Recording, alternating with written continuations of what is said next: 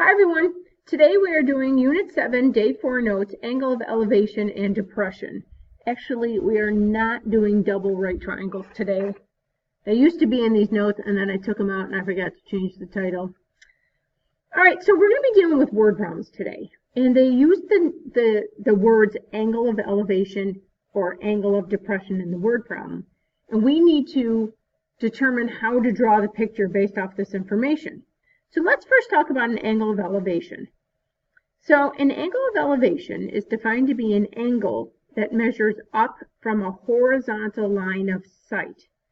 Now, normally people walk around, and to be safe, you need to be looking out horizontally. Like when you're driving a car, you need to be looking out horizontally at ahead of you at the road. So people's vision is normally horizontal. So let's say you're on this island. So here's you, but drawn to scale. You're a little tiny person down here. And so this is your normal line of sight. It's horizontal. Here's your line of sight. And let's say you hear a plane. So you're normally looking out straight, but now you hear a plane, so you shift your line of sight up to look at the airplane. That creates this angle right here. And that is called your angle of elevation. You are looking up. Now, there's also an angle of depression. So let's say now you are standing on top of a building. Why you're on top of a building, I'm not quite sure. But let's say you're standing on top of the building. Again, your normal line of sight is horizontal. It's always looking out straight. And then you hear a car beep its horn at you. So here's your line of sight, and now you shift your vision down to look at the car. Here, this angle is called your angle of depression.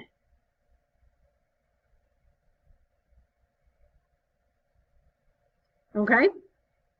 So there's going to be word problems that talk about angle of elevation and angle of depression.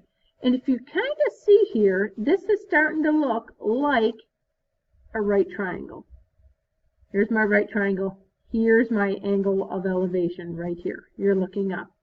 In this picture, there is a right triangle in this picture, but notice the angle of depression is outside of this triangle.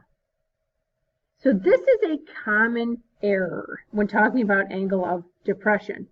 We have a right triangle in our picture, and people think this is the angle of depression. That is incorrect.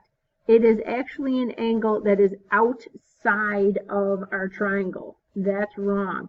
This is your angle of depression. Now, there is a relationship between these two angles because up here is another right angle. These are complementary. So, for example, if this was 60 degrees, if you had an angle of depression of 60 degrees, then inside our triangle, we could use 30 degrees. Or, are you starting to notice that this horizontal line of sight and the horizontal ground are both parallel to each other? And then here's popping out a Z. There's a pair of alternate interior angles right here. Here's a horizontal line of sight. Here's a horizontal ground. These are alternate interior angles. So it turns out that in one picture, here's your angle of elevation, and in the other situation, here's your angle of depression, but they end up being congruent to each other. They equal each other. The angle of depression is equal to the angle of elevation. So you kind of have two choices, because you need to determine where this angle is. So anytime it's talking about angle of depression, it is outside of your right triangle. So you have a choice. You could either take the angle that was given to you in the problem, and it's going to end up being congruent to this angle, and you could write it here and use this as your reference angle. Or you could subtract your angle of depression from 90 degrees and put it up here in your triangle, and then use that as your reference angle.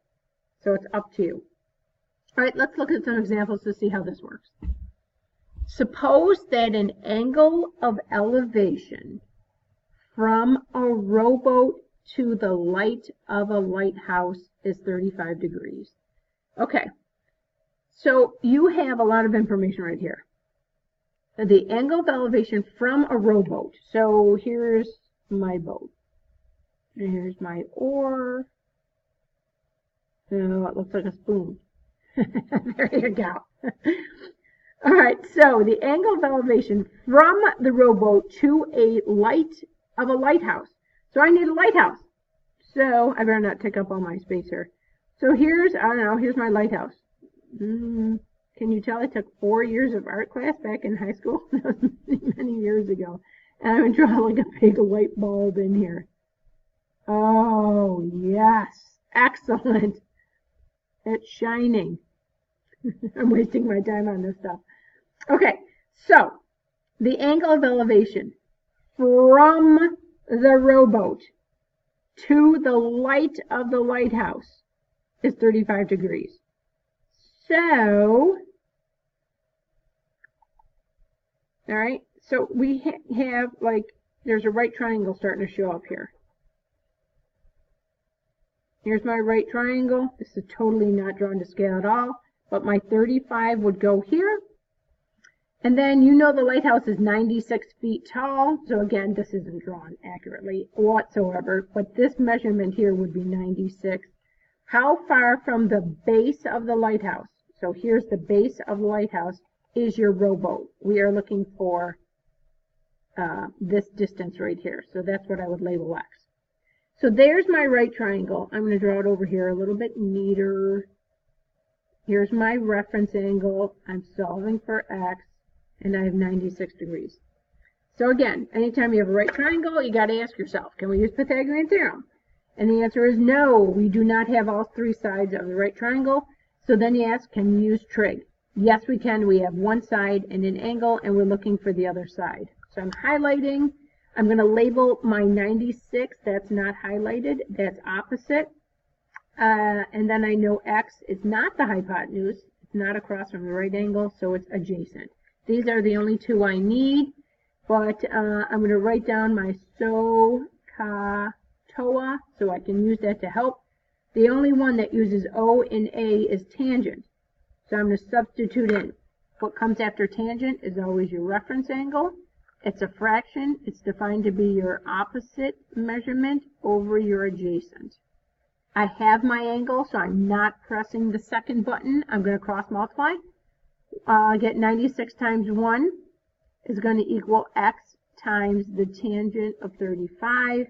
I need to get X all by itself on one side of the equal sign. So I'm going to do the opposite operation. I'm going to divide both sides by tangent of 35. So then X equals this. I'm grabbing my calculator. 96 divided by tangent of 35. So I'm double checking. Did I type it in correctly? Yep. All right, I get this number. So now I got to go back and read round to the nearest foot. So that means whole number. So the rowboat is 137 feet away from the lighthouse. Now things like this are used all the time in real life to measure distances from one place to another. So trigonometry is used all the time out in like the ocean. So submarines use this. Navy boats use trigonometry all the time to find lengths or heights of items. All right, let's flip. All right, we have another problem here. From the top of a tower, 165 feet above the ground. All right, so now I have a tower. I don't know, so here's my tower. I don't know. That's beautiful. From the top of a tower, 165 feet above the ground. So you have to read these and reread and reread and reread. The angle of depression to a bear. All right, so here's me. I'm in the top of the tower. Here's me. You got a little smile. The angle of depression to a bear. All right, now where's the bear? A bear's going to be on the ground, right? Here's my bear. Again, I'm being kind of silly. And, you know, I'm kind of just taking time to draw my picture. You don't really have to do this. I'm just kind of drawing a bear. He's happy also. He's smiling. So from the top of the tower, 165 feet above the ground, the angle of depression to a bear. So I am looking at the bear. Normally, my line of sight is horizontal. So the angle of depression is right here. I am normally looking out straight. Now I'm looking down. So right here is where the 65 degrees goes. Find the distance from the bear to the bottom of the tower, to the nearest foot. So you can see here is a right triangle. So again, I'm just going to draw this a little bit cleaner. That's 165. But remember, 65 degrees, your angle of depression is outside the triangle. But do you also notice, let me get a color. Are you seeing a Z? When there is a Z, you get alternate interior angles. If parallel lines, then alternate interior angles are congruent. I can move that 65 degree angle of depression down into my triangle. And I wanted to know the distance from the bear to the bottom of the tower. So there we have it. So I can't do Pythagorean theorem. I'm going to use trig. I'm highlighting my reference angle. I'm going to label according to that. 165 is opposite, x is adjacent. So again, we have to use tangent. I'm substituting in my reference angle. It's the opposite over the adjacent. I'm not pressing the second button. I'm cross multiplying. So I have x times tangent of 65 equals 165 times 1. I need to get x all by itself on one side of the equal sign. So I'm going to divide both sides by tangent of 65. And now I go to the calculator, type in 165 divided by tangent of 65 degrees, and I get this. So I'm going to read the problem again. Find the distance from the bear to the bottom of the tower to the nearest foot.